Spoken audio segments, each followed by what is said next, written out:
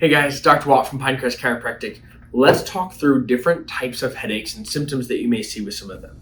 I've got Alfred to help us demonstrate a little bit. The first type we're going to talk about is TMJ headaches. And so the TMJ comes from your temporomandibular joint. And so oftentimes these will present with headaches that start right here in front of your ear or even up here into your temple on the side of your head. This temporalis muscle gets really tight and contributes to that TMJ moving. So those types of headaches are going to come from those two regions right there. The second type we're going to touch base on is sinus headaches. Those ones are super common in our area, especially around the spring and the fall when those allergens are through the roof. And these ones are oftentimes described as pressure in your sinuses. So you've got a couple different sinus cavities, your frontal, your maxillary, that are happening in your skull. And those things, the pressure just builds up. That's why it feels like there's pressure in those areas when there's mucus and stuff built up, creating headaches that potentially start from the face and the forehead through. Next type we're going to talk about is cluster headaches.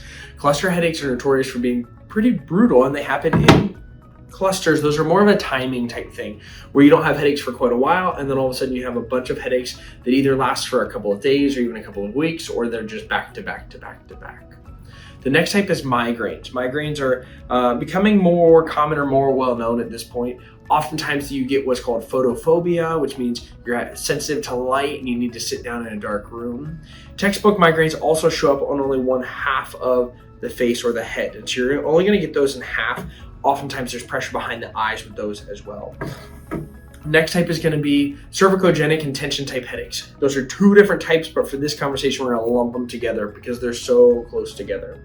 And those come from tension and or stress, oftentimes coming from the neck. Cervicogenic, cervico means neck, genic, the start of like the genesis.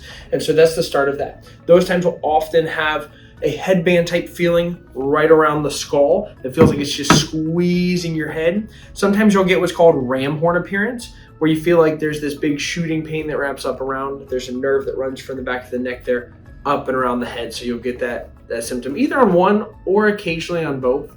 But these ones oftentimes have a lot of tension in the neck down into the traps as well. And then the last type we're going to touch base on are whiplash. Whiplash headaches are from a whiplash, right? So those ones are usually going to follow after a big trauma, something like a car accident or where your head gets pulled back and forth.